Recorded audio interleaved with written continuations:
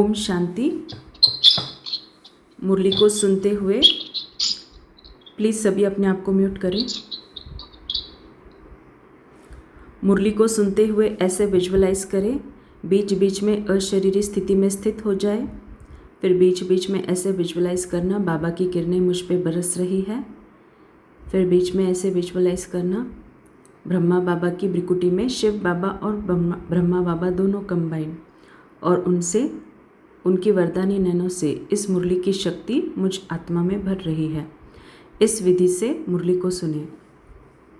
और यहाँ पे वीडियो में जिस भी पॉइंट को मैं हाईलाइट करूँगी उस पॉइंट्स को कम से कम उन पॉइंट्स को लिखने का पुरुषार्थ करें, क्योंकि मुरली को लिखना, मुरली के पॉइंट्स को लिखना ये भी अपने आप में एक बहुत बड़ी सेवा है। क्योंकि जब जब मैं ब्राह्मण आत्मा इस मुरली के पॉइंट्स को लिखती हूँ तब तब उस मुरली के हर महावाक्य के वाइब्रेशन सारे कल्पवृक्ष में फैलते हैं। और जब बाबा की प्रत्यक्षता होगी तब यही वाइब्रेशन, ये वाइब्रेशंस के जो बीज विश्व की हर एक आत्मा में पड़ रही है वो फलीभूत होगा और बाबा की प्रत्यक्षता की सेवा में हम निमित्त बनेंगे। तो मुरली के पॉइंट्स को ज़रूर लिखना। प्रातः मुरली 11 अप्रैल 2026। अव्यक्त बाप दादा मधुबन से। अंतर्मुखी बच्चे ज्ञान स्वरूप अवस्था में रहकर इन महावाक्यों को धारण करो। धारण करो माना बाबा हमें जो भी मुरली में सिखाते हैं, पढ़ाते हैं, उसको प्रैक्टिकल लाइफ में आचरण करना, तब अपना व अन्य आत्माओं का कल्याण कर सकेंगे। तो दादियों के डायरी से आज खास मुरली। तो मुरली को सिर्फ सुनना और योग करना इतने तक हमारी सेवा सीमित नहीं है। जब तक ये बाबा का ज्ञान हमारे जीवन में प्रत्यक्ष रूप से नहीं उतरेगा तब तक मुझ आत्मा का स्व परिवर्तन नहीं होगा और तब तक मुझ आत्मा से बाबा की प्रत्यक्षता नहीं होगी। ओम शांति। हर एक पुरुषार्थी बच्चे को पहले अंतर्मुख अवस्था अवश्य धारण करनी है। तो अंतर्मुख अवस्था माना क्या? रहना सबके बीच में है। भले ही आपको सामने कुछ गलत चीज़ें भी दिखाई देगी, लेकिन उस गलत चीज़ों को नज़रअंदाज करके हर वक्त खुद की चेकिंग करना, check and change, check and change, इसको कहते हैं अंतर्मुखी अवस्था। दूसरी चीज़, जितना जितना हम अशरीरी स्थिति में स्थित होते जाएंगे उतना स्वतः ही अंतर्मुखी बनते जाएंगे। अंतर्मुखता में बड़ा ही कल्याण समाया हुआ है।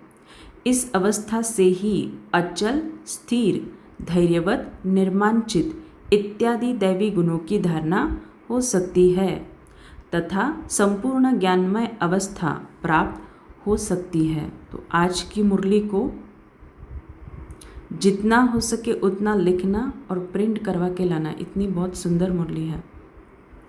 अंतर्मुखता में ही सबका कल्याण समाया हुआ है। तो जितना जितना मैं आत्मा इस अंतर्मुखता की गुफा में बैठूंगी, इस भ्रिकुटी की गुफा में बैठूंगी, अर्थात अशरीरी स्थिति में स्थित होंगी, उतना स्वतः ही इन दैवी गुणों की मुझ आत्मा से धारणा होती रहेगी।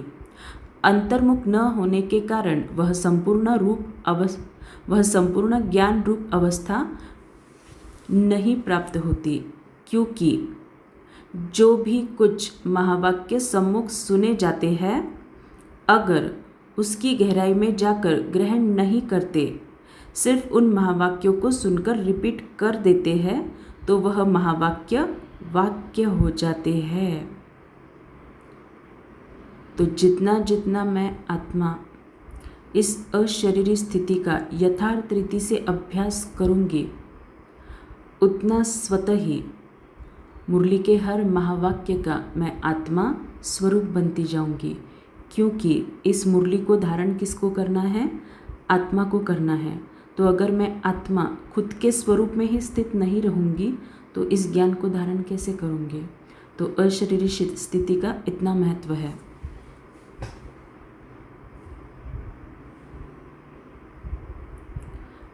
जिस जिस पॉइंट को हाईलाइट कर रहे हो उसको लिखना ही लिखना है। जो ज्ञान रूप अवस्था में रहकर महावाक्य नहीं सुने जाते उन महावाक्यों पर माया का परछाया पड़ जाता है। तो जब भी बाबा की मुरली सुने, चाहे क्लास में, चाहे यूट्यूब में, जहाँ पे भी बाबा की याद में ही सुनना। अब ऐसी माया के अशुद्ध वाइब्रेशन से भरे हुए महावाक्य सुनकर सिर्फ रिपीट करने से खुद सहित औरों का कल्याण होने के बदले अकल्याण हो जाता है। मुरली गहराई, कर्मों की गहराई यहाँ पे बाबा बता रहे हैं। इसीलिए हे बच्चों, एकदम अंतर्मुखी बन जाओ। तो ये हम सबका अनुभव है जब से आपने खुद ने अशरीरी स्थिति का अभ्यास शुरू किया है, जिन्होंने भी किया है, ट्रैफिक कंट्रोल का अभ्यास शुरू किया है, आपने खुद में बहुत सारे चेंजेस भी दिखे होंगे। इस कलयुगी वातावरण में रहते हुए भी आपने खुद को उससे डिटैच पाया होगा। ये वाला चेंज तो हर एक में आया ही होगा, नंबरवार पुरुषार्थ अनुसार। आपका यह मन मंदिर सदृश है। जैसे मंदिर से सदैव खुशबू आती है, ऐसे मन मंदिर जब पवित्र बनता है तो संकल्प भी पवित्र इमर्ज होते हैं। जैसे मंदिर में सिर्फ पवित्र देवी देवताओं को ही चित्र रखे जाते हैं, न कि दैत्यों के, ऐसे तुम बच्चे अपने मन व दिल रूपी मंदिर को सर्व ईश्वरीय गुणों की मूर्तियों से सजा दो।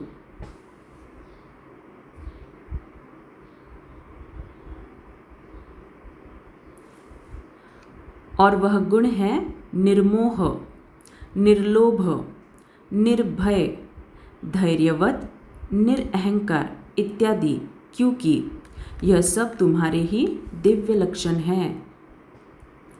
आप बच्चों को अपने मन मंदिर को उजियारा अर्थात संपूर्ण शुद्ध बनाना है। तो मन को संपूर्ण शुद्ध बनाना है तो उसके लिए सबसे मुख्य पुरुषार्थ, जिन आत्माओं से आपको इस वक्त कड़े हिसाब किताब आ रहे हैं, चाहे आपको लगता है कि उसमें आपकी कोई भी गलती नहीं है, लेकिन फिर भी उनको माफ़ करना है, क्योंकि जब तक आप उनको माफ़ नहीं करेंगे तब तक आपके व्यर्थ संकल्प खत्म नहीं होंगे, और जब तक आपके व्यर्थ खत्म नहीं होंगे तब तक आत्मा शुद्ध संकल्प नहीं कर सकेगी। और अगर आपको लगता है कि उनको मुझे माफ़ करना है लेकिन मैं नहीं कर पा रही हूँ किसी कारण से, तो ज़्यादा से ज़्यादा अशरीरी स्थिति का अभ्यास, और जब जब उस आत्मा की याद आए, उसकी भ्रिकुटी में चलते फिरते जब भी उसका चेहरा सामने आए, केवल उसकी भ्रिकुटी में परम पवित्र आत्मा को देखना, और उसकी भ्रिकुटी में आत्मा देखना अपने आप में उस आत्मा के लिए सबसे बड़ी दुआ है, क्योंकि आप उसको उस दृष्टि से देख रहे हो जिस दृष्टि से कोई अन्य आत्मा उसको देख ही नहीं सकती। और जब हम उसके भ्रिकुटी में आत्मा को देखते हैं तो बाबा की सकाश स्वतः ही उस आत्मा को मिलना शुरू हो जाता है। इसीलिए उस पुरुषार्थ को सबसे पहले करना है। चाहे आप पृथ्वी पे बैठ के कितना भी सकाश दे रहे हो, लेकिन आपकी लाइफ में जो भी हिसाब किताब है उसको अगर आप कोस रहे हो उन आत्माओं को, तो आपकी मनसा सेवा का जितना प्रभाव निकलना चाहिए उतना निकलेगा नहीं। आप बच्चों को अपने मन मंदिर को उजियारा अर्थात संपूर्ण शुद्ध बनाना है। जब मन मंदिर उजियारा बने तब ही अपने उजियारे प्यारे वैकुंठ देश में चल सके। तो अब अपने मन को उज्जवल बनाने का प्रयत्न करना है तथा मन सहित विकारी कर्मेंद्रियों को वश करना है, परंतु न सिर्फ अपना मगर अन्य प्रति भी यही दिव्य सर्विस करनी है। तो बाबा भी वही बोल रहे हैं। मुरली इतनी गहरी और नवीनता से भरपूर है, ऐसे लगता है संपूर्ण मुरली ही लिखनी चाहिए। वास्तव में सर्विस का अर्थ अति सूक्ष्म और महीन है। देखो अभी बाबा सर्विस के बारे में क्या कह रहे हैं। ऐसा नहीं कि किसकी भूल पर सिर्फ सावधान करना इतने तक सर्विस है, परंतु नहीं, उनको सूक्ष्म रीति अपनी योग की शक्ति पहुँचाए, उनके अशुद्ध संकल्पों को भस्म कर देना, यही सर्वोत्तम सच्ची सर्विस है। और साथ साथ अपने ऊपर भी अटेंशन रखना है। तो ऐसे नहीं कि मैं इतना करुणा सेवा कर रही हूँ, इतना करुणा सेवा कर रही हूँ कि मन ही मन खुश हो रही हूँ। आज मैंने 10 घंटा कर्मणा सेवा किया तो बस ऊंच पद पा ही लिया। कर्मणा सेवा का भी महत्व है, उसके भी 100 मार्क्स अलग है, उसमें कोई डाउट नहीं। लेकिन आप कर्मणा सेवा तो बखूबी कर रहे हो, लेकिन जो सूक्ष्म सेवा है, आत्मा का स्व परिवर्तन, इस यज्ञ का मुख्य लक्ष्य आत्मा का स्व परिवर्तन, संस्कार परिवर्तन, उसके ऊपर अगर आप काम नहीं कर रहे हो ना, तो फिर वो श्रेष्ठ स्थिति जो बाबा चाहते हैं वो कभी बन नहीं पाएगी। न सिर्फ वाचा अथवा कर्मणा तक, मगर मनसा में भी कोई अशुद्ध संकल्प उत्पन्न होता है तो उनका वाइब्रेशंस अन्य के पास जाए सूक्ष्म रीति अकल्याण करता है। माना अगर आप किसी के लिए, ठीक है, सामने तो एकदम मीठा मीठा बोल रहे हो, लेकिन उसके लिए अगर गलत संकल्प भी क्रिएट कर रहे हो तो कोई अशुद्ध संकल्प उत्पन्न होता है तो उनका वाइब्रेशन अन्य के पास जाए सूक्ष्म रीति अकल्याण करता है, जिसका बोझ खुद पर आता है और वही बोझ बंधन बन जाता है। इसीलिए हे बच्चों, खुद सावधान रहो, फिर अन्य प्रति वही दिव्य सर्विस करो। यही आप सेवाधारी बच्चों का अलौकिक कर्तव्य है। तो हम जब योग में लास्ट में जो करते हैं, जिसके लिए हमारे हिसाब किताब कड़े कड़े आ रहे हैं, उसको हम हर पल भ्रिकुटी में आत्मा देखते हैं। बस वही उसकी सेवा करनी है हमें, बाकी कुछ नहीं करना है।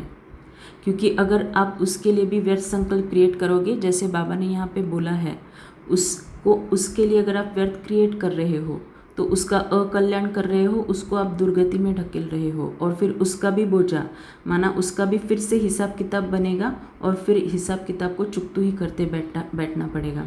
तो ऐसा कितना दिन करेंगे? इसीलिए अब टाइम है ही नहीं, सबको माफ़ कर दो। इस ज्ञान मार्ग में आगे बढ़ना है ना, तो सबको माफ़ करो, तभी आप आगे बढ़ सकेंगे। ऐसी सर्विस करने वालों को फिर अपने प्रति कोई भी सर्विस नहीं लेनी है। भल कभी कोई अनायास भूल हो भी जाए तो उसे अपने बुद्धि योग बल से सदैव के लिए करेक्ट कर देना है। ऐसा तीव्र पुरुषार्थी थोड़ा भी इशारा मिलने से शीघ्र महसूस करके परिवर्तन कर लेता है और आगे के लिए अच्छी रीति अटेंशन रख चलता है। यही विशाल बुद्धि बच्चों का कर्तव्य है। हे मेरे प्राणों, परमात्मा द्वारा रचे हुए इस अविनाशी राजस्व ज्ञान यज्ञ प्रति तन मन धन को संपूर्ण रीति से स्वाहा करने का राज बहुत महीन है। माना ऐसे नहीं कि ऊपर ऊपर हमने धन सेवा की, कर्मणा सेवा की तो बस बन गए राजा, नहीं। बाबा बोल रहे हैं संपूर्ण रीति से स्वाहा करने का राज बहुत महीन है। तो वो क्या राज है, देखते हैं मुरली में आगे। जिस घड़ी आप कहते हो कि मैं तन मन धन सहित ज्ञान में यज्ञ में स्वाहा अर्थात अर्पण हो मर चुका, उस घड़ी से लेकर अपना कुछ भी नहीं रहता। उसमें भी पहले तन मन को संपूर्ण रीति सर्विस में लगाना है। जब सब कुछ यज्ञ अथवा परमात्मा के प्रति है तो फिर अपने प्रति कुछ रह नहीं सकता। धन भी व्यर्थ नहीं गवा सकते, मन भी अशुद्ध संकल्प विकल्प तरफ दौड़ नहीं सकता, क्योंकि परमात्मा को अर्पण कर दिया। अब परमात्मा तो है ही शुद्ध शांत स्वरूप, इस कारण अशुद्ध संकल्प स्वतः शांत हो जाते हैं। तो जितना जितना मैं आत्मा मन बुद्धि संस्कार को बाबा के हवाले करके फिर योग में बैठ जाती हूँ, तब देखना आपका योग कितना पावरफुल होता है। ये कभी नहीं सोचना है कि हम योग में बैठ रहे हैं, नहीं। दिन भर हमें ट्रैफिक कंट्रोल का पुरुषार्थ करना है, चेक एंड चेंज का पुरुषार्थ करना है। ये पुरुषार्थ करके फिर योग में अशरीरी स्थिति में बैठना है, और अशरीरी स्थिति में स्थित होने के बाद किसी आत्मा की इतनी ताकत नहीं है कि वो खुद से योग करे। बाबा हमेशा मुरली में क्या कहते हैं, राजयोग सिर्फ एक बाप ही सिखला सकते हैं। इसीलिए हम योग में क्या करते हैं, कमेंट्री में बाबा आ जाओ मदद करो, ये मन बुद्धि संस्कार आपको दिल से समर्पित। तो जब हम उसे दिल से बाबा को समर्पित करते हैं ना, तब फिर बाबा जिस विधि से हमसे योग करा सकते हैं वो दुनिया में और कोई भी हमसे करा नहीं सकता। इसीलिए वो मदद तब मांगना ज़रूरी है, और वहाँ पे हम भक्त की तरह मदद नहीं मांग रहे हैं, हम बच्चा बन के हक से बाबा को मदद मांगते, तो दोनों में फ़र्क है। अगर मन माया के हाथ में दे देते हो तो माया वैरायटी रूप होने के कारण अनेक प्रकार के विकल्प उत्पन्न कर मन रूपी घोड़े पर आए सवारी करती है। अगर किसी बच्चे को अभी तक भी संकल्प विकल्प आते हैं तो समझना चाहिए कि अभी मन पूर्ण रीति से स्वाहा नहीं हुआ है, अर्थात ईश्वरीय मन नहीं बना है।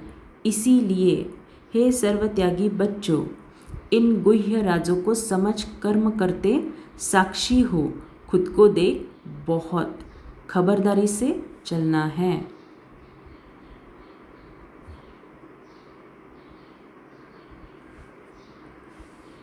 स्वयं गोपी वल्लभ तुम अपने प्रिय गोप गोपियों को समझा रहे हैं कि तुम हर एक का वास्तविक सच्चा प्रेम कौन सा है।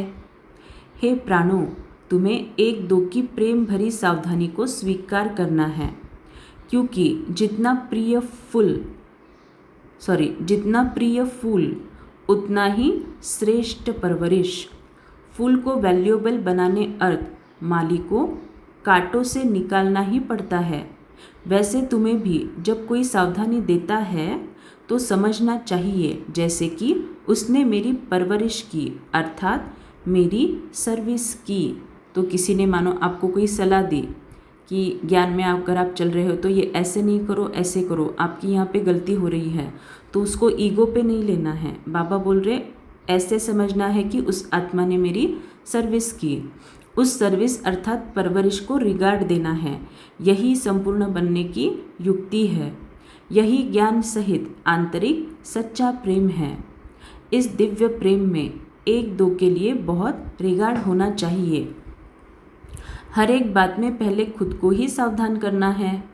यही निर्माण चित्त अति मधुर अवस्था है। ऐसे प्रेम पूर्वक चलने से तुम्हें जैसे यहाँ ही वे सतयुग के सुहावने दिन आंतरिक महसूस होंगे।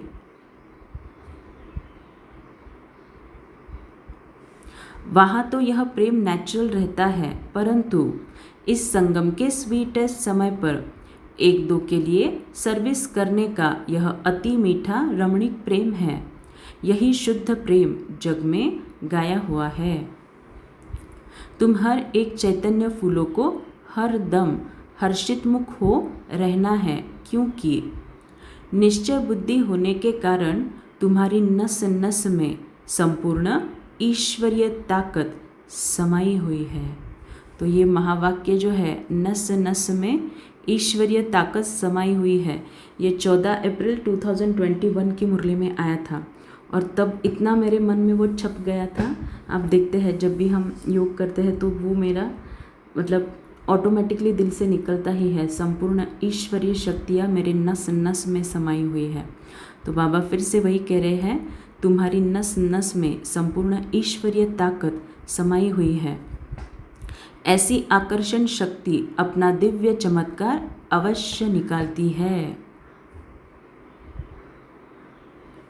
जैसे छोटे निर्दोष बच्चे शुद्ध पवित्र होने के कारण सदैव हंसते रहते हैं और अपने रमणीक चरित्र से सबको बहुत खींचते हैं, वैसे तुम हर एक की ऐसी ईश्वरीय रमणीक जीवन होनी चाहिए। इसके लिए तुम्हें किसी से भी युक्ति से अपनी आसुरी स्वभाव पर जीत प्राप्त करनी है।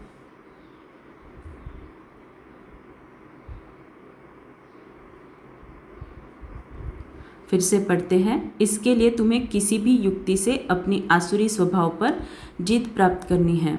जब कोई को देखो कि यह क्रोध विकार के वश हो मेरे सामने आता है तो उनके सामने ज्ञान रूप हो बचपन की मीठी रीति से मुस्कुराते रहो, तो वह खुद शांतवत हो जाएगा, अर्थात विस्मृति स्वरूप से स्मृति में आ जाएगा। भल उनको पता न भी पड़े, लेकिन सूक्ष्म रीति से उनके ऊपर जीत पाकर मालिक बन जाना, यही मालिक और बालकपन की सर्वोच्च शिरोमणि विधि है।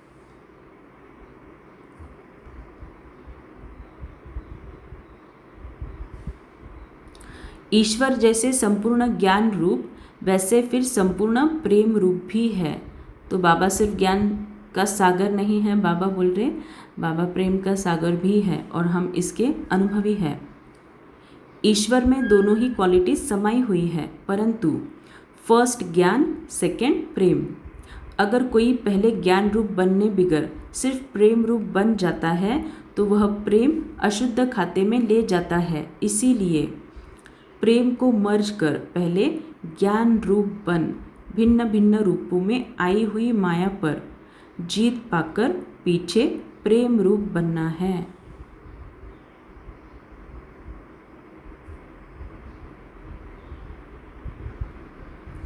अगर ज्ञान बिगर प्रेम में आए तो कहाँ भी विचलित हो जाएंगे। जैसे अगर कोई ज्ञान रूप बनने के बिगर ध्यान में जाते हैं तो कई बार माया में फंस जाते हैं। इसीलिए बाबा कहते हैं, बच्चे, यह ध्यान भी एक सूत की जंजीर है, परंतु ज्ञान रूप बन पीछे ध्यान में जाने से अति मौज का अनुभव होता है। तो अगर हम मानो रोज़ मुरली को नहीं पढ़ रहे, अव्यक्त मुरली, रोज़ की मुरली नहीं पढ़ रहे हैं, कोई बोलते हैं हमको मुरली पढ़नी नहीं है, हमको सिर्फ मेडिटेशन करना है, तो वो ज़्यादा दिन तक वो मेडिटेशन टिकेगा भी नहीं।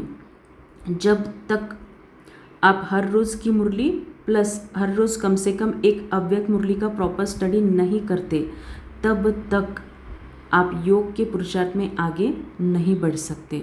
ये लिख लेना आप। अगर आपने अब तक अव्यक्त मुरलियों का, ज्ञान मुरलियों का पुरुषार्थ नहीं किया है, मुरली का पुरुषार्थ माना क्या, मुरली को प्रॉपरली स्टडी करना है, उसके पॉइंट्स लिखने हैं और उसके पॉइंट्स के ऊपर चिंतन करना, क्योंकि जितना हम चिंतन करते हैं तभी वो पॉइंट हमारी बुद्धि में बैठती है, और जब बुद्धि में बैठती है तब वो हमारे कर्मेंद्रियों में समा जाती है और फिर हमारे कर्मों में ऑटोमेटिकली वो आ जाती है। तो ये है मुरली का पुरुषार्थ। और जब हम इस मुरली का पुरुषार्थ इस विधि से करते हैं तभी हमारा योग जो है वो पावरफुल बनता जाता है। तो चेक करना, आप मुरली का पुरुषार्थ अगर करते हो तो आप योग में आगे बढ़ रहे हो। अगर मुरली का पुरुषार्थ नहीं करते हो, बस योग योग योग करोगे ना, ज़्यादा दिन तक अच्छा योग नहीं कर पाओगे। तो पहले है ज्ञान, पीछे है ध्यान। ध्यानिष्ठ अवस्था से ज्ञानिष्ठ अवस्था, देखो बाबा क्या कह रहे हैं, ध्यानिष्ठ अवस्था से माना योग की अवस्था से ज्ञानिष्ठ अवस्था माना ज्ञान की अवस्था श्रेष्ठ है। इसीलिए हे बच्चों, पहले ज्ञान रूप बन फिर प्रेम रूप इमर्ज करना है। ज्ञान बिगर सिर्फ प्रेम इस पुरुषार्थी जीवन में विघ्न डालता है। तो चेक करना कि हम मुरली का पुरुषार्थ कहाँ तक करते हैं, और अगर आपका योग ठीक से नहीं लग रहा है तो ये 101% श्योरिटी है आप मुरली का पुरुषार्थ नहीं कर रहे हैं। साक्षीपन की अवस्था अति मीठी, रमणीक और सुंदर है। इस अवस्था पर ही आगे की जीवन का सारा मदार है। जैसे कोई के पास कोई शारीरिक भोगना आती है, उस समय अगर वह साक्षी सुख स्वरूप अवस्था में उपस्थित हो, उसे भोगता है, तो पास्ट कर्मों को भोग चुकतू भी करता है और साथ साथ फ्यूचर के लिए सुख का हिसाब भी बनाता है। तो यह साक्षीपन की सुख स्वरूप अवस्था पास्ट और फ्यूचर दोनों का कनेक्शन रखती है। तो इस राज को समझने से कोई भी ऐसा नहीं कहेगा कि मेरा यह सुहावना समय सिर्फ चुकतू करने में चला गया। नहीं, यही सुहावना पुरुषार्थ का समय है, जिस समय दोनों कार्य संपूर्ण रीति सिद्ध होते हैं। तो अगर हमारा पुरुषार्थ यथार्थ है तो एक ही सेकंड के पुरुषार्थ से मैं पिछला वाला चुकतू भी कर रही हूँ, और अगर मैं साक्षी होकर हिसाब किताब को देख रही हूँ, साक्षी होकर देखना अर्थात सामने से हिसाब किताब आ रहा है, चाहे तन का हिसाब किताब या संबंध संपर्क का हिसाब किताब, लेकिन उसका मुझ आत्मा के ऊपर प्रभाव नहीं पड़ रहा है, तब ही और सिर्फ तब ही मैं अपना श्रेष्ठ प्रारब्ध जमा कर रही हूँ। नहीं तो सिर्फ हिसाब किताब चुकतू करने में ही हमारा टाइम जाएगा। जैसे बोलते हैं ना, कमाया और खर्चा किया, बचा बिचा कुछ नहीं, वो वाली अवस्था। यही सुहावना पुरुषार्थ का समय है, जिस समय दोनों कार्य संपूर्ण रीति सिद्ध होते हैं। ऐसे दोनों कार्यों को सिद्ध करने वाला तीव्र पुरुषार्थी ही अतीन्द्रिय सुख व आनंद के अनुभव में रहता है। तो आनंद के अनुभव में रहना माना क्या? सिर्फ योग में वो अतीन्द्रिय सुख की अवस्था उतने तक सीमित नहीं है। लाइफ में अनेक अनेक परिस्थितियाँ हैं, अनेक अनेक लोग मुझे परेशान कर रहे हैं, लेकिन मैं आत्मा सदा हर्षित, वो है अतीन्द्रिय सुख की अवस्था। इस वैरायटी विराट ड्रामा की हर एक बात में तुम बच्चों को संपूर्ण निश्चय होना चाहिए, क्योंकि यह बना बनाया ड्रामा बिल्कुल वफादार है।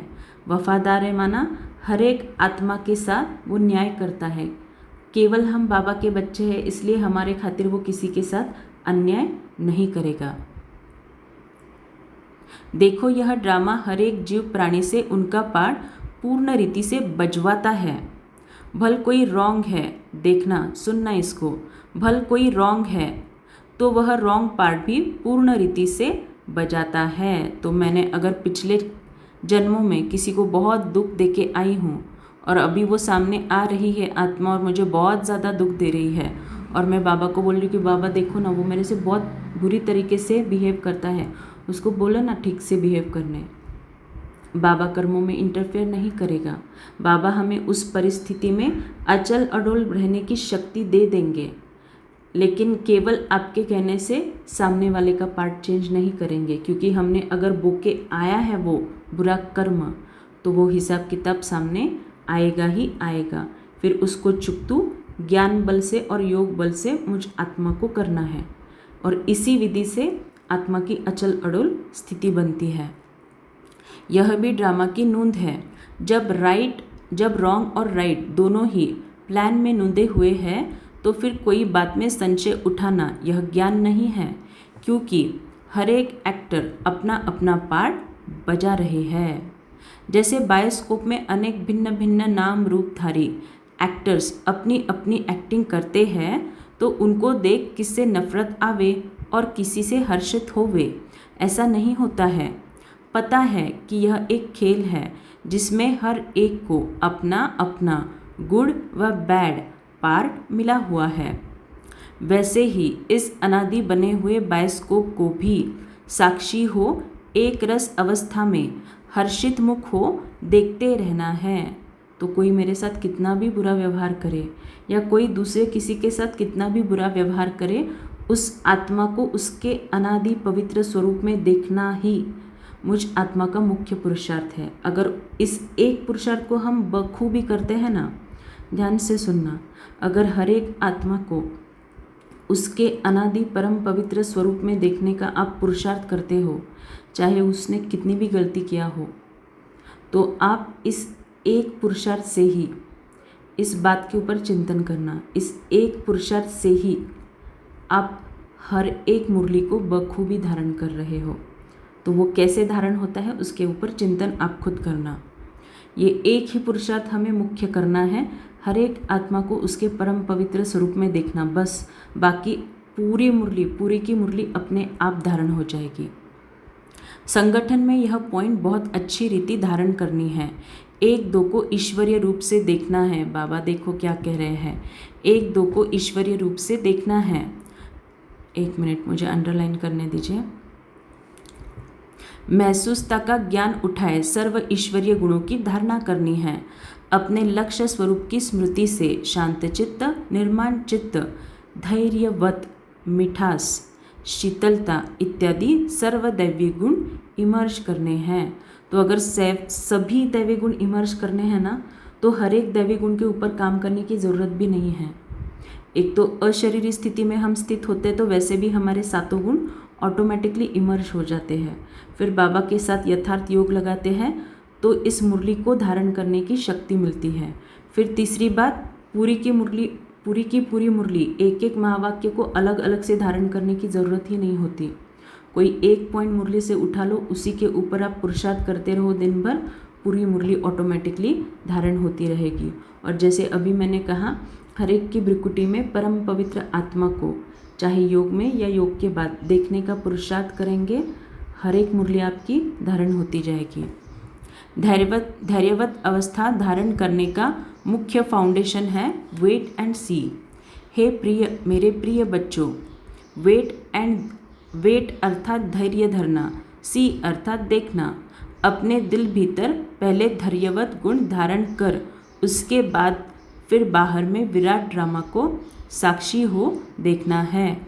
जब तक कोई भी राज सुनने का समय समीप आवे तब तक धैर्यवत गुण की धारणा करनी है।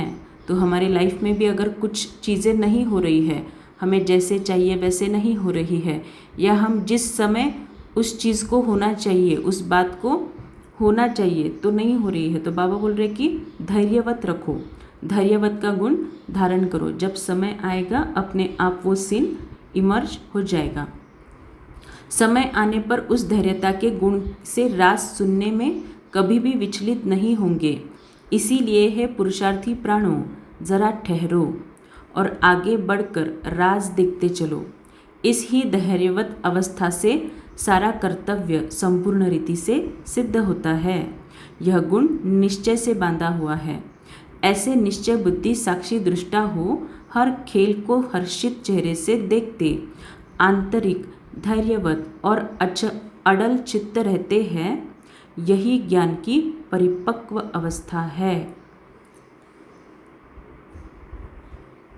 तो जो पेशेंस नहीं रखते, हर एक चीज़ के लिए बाबा को पूछते रहते, बाबा ये चीज़ नहीं हो रहा है मेरे लाइफ में, वो चीज़ नहीं हो रहा है, पेशेंस ही नहीं रखते, इसका मतलब क्या? ज्ञान की परिपक्व अवस्था अब तक नहीं आई हुई है, जो अंत में संपूर्णता के समय प्रैक्टिकल में रहती है। इसीलिए बहुत समय से लेकर इस साक्षीपन की अवस्था में स्थित रहने का परिश्रम करना है। जैसे नाटक में एक्टर को अपना मिला हुआ पार्ट पूर्ण बजाने अर्थ आगे से ही रिहर्सल करनी पड़ती है, वैसे तुम प्रिय फूलों को भी आने वाली भारी परीक्षाओं में योग बल द्वारा पास होने के लिए आगे से ही रिहर्सल करनी आवश्यक है।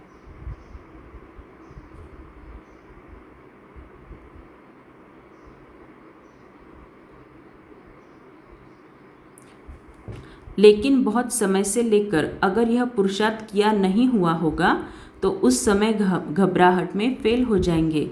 इसीलिए पहले अपना ईश्वरीय फाउंडेशन पक्का रख दैवी गुणधारी बन जाना है।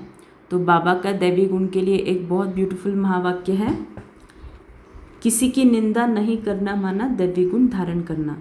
तो अगर हम वो एक धारणा करते हैं, किसी की निंदा नहीं करना, तो मानो हम सभी दैवी गुणों को धारण कर रहे हैं। ज्ञान स्वरूप स्थिति में स्थित रहने से स्वतः शांत रूप अवस्था हो जाती है। जब ज्ञानी तु आत्मा बच्चे इकट्ठे बैठकर मुरली सुनते हैं तो चारों तरफ शांति का वायुमंडल बन जाता है, क्योंकि वे कुछ भी महावाक्य सुनते हैं तो आंतरिक डीप चले जाते हैं। डीप जाने के कारण आंतरिक उन्हों को शांति की मीठी महसूसता होती है। अब इसके लिए कोई खास बैठकर मेहनत नहीं करनी है, परंतु ज्ञान की अवस्था में स्थित रहने से यह गुण अनायास आ जाता है। तुम बच्चे जब सवेरे सवेरे उठकर एकांत में बैठते हो तो शुद्ध विचारों रूपी लहरें उत्पन्न होती है। उस समय बहुत उपराम अवस्था होनी चाहिए। फिर अपने निज शुद्ध संकल्प में स्थित होने से अन्य सब संकल्प आपे ही शांत हो जाएंगे और मन अमन हो जाएगा, क्योंकि मन को वश करने अर्थ भी कोई ताकत तो अवश्य चाहिए।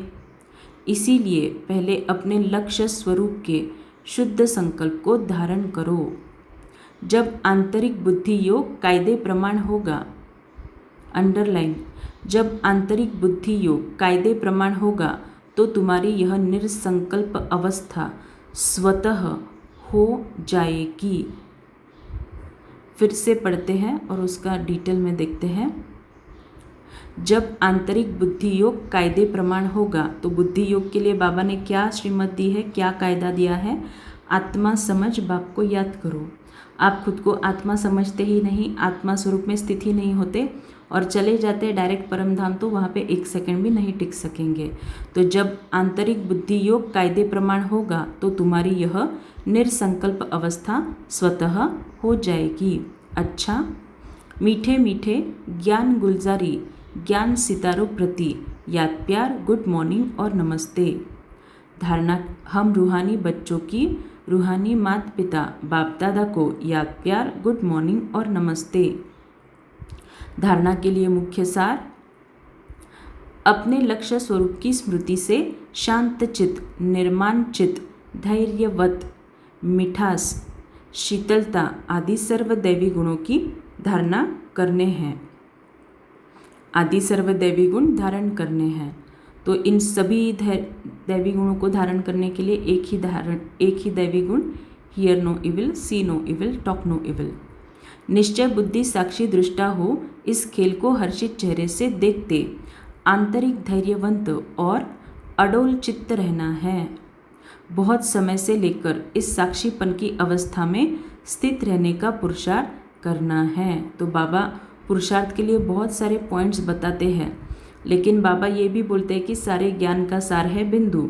तो उस बिंदु पर ही हमें पुरुषार्थ करना है। मैं आत्मा बिंदु अशरीरी, परमात्मा बिंदु परम धाम में, और ड्रामा को बीती को बिंदु, इन 3 बिंदुओं को अगर हम पुरुषार्थ में ले आते हैं तो बाकी सारा पुरुषार्थ ऑटोमेटिकली हो जाता है। फिर हर एक पॉइंट के लिए अलग अलग पुरुषार्थ करने की ज़रूरत ही नहीं पड़ती। आज का वरदान है, बाबा की नैनों में देखें, एक ही रास्ता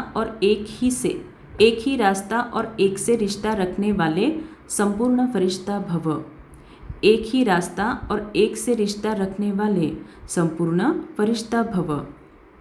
निराकार व साकार रूप से बुद्धि का संग व रिश्ता एक बाप से पक्का हो तो फरिश्ता बन जाएंगे।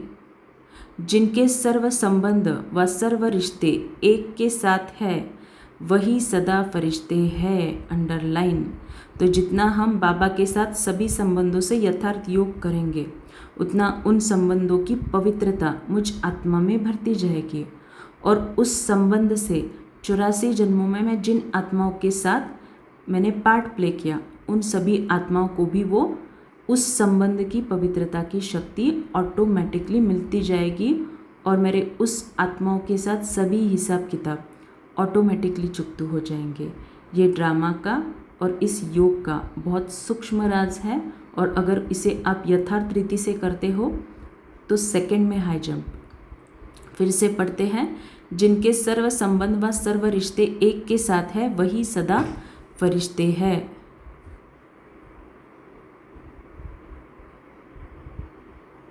जैसे गवर्नमेंट रास्ते में बोर्ड लगा देती है कि यह रास्ता ब्लॉक है, ऐसे सब रास्ते बंद कर दो तो बुद्धि का भटकना छूट जाएगा। बाप दादा का यही फरमान है, पहले सब रास्ते बंद करो, इससे सहज फरिश्ता बन जाएंगे। स्लोगन, सदा सेवक के उमंग उत्साह में रहना यही माया की सेफ्टी का साधन है। अव्यक्त इशारे, आपका बोल और स्वरूप दोनों साथ साथ हो। बोल स्पष्ट भी हो, उसमें स्नेह भी हो, नम्रता और मधुरता भी हो, सत्यता भी हो, लेकिन स्वरूप की नम्रता भी हो। इसी रूप से बाप को प्रत्यक्ष कर सकेंगे। तो माना ऐसे नहीं कि सिर्फ मैंने ऊपर सामने वाले से नम्रता से बात की फिर अंदर में कुछ कम अच्छे संकल्प, तो ऐसे नहीं, जो अंदर है वही बाहर। निर्भय हो लेकिन बोल मर्यादा के अंदर हो। जब इन दोनों बातों का बैलेंस हो तब कमाल दिखाई देगी। फिर आपके शब्द कड़े नहीं मीठे लगेंगे। अच्छा, ओम शांति।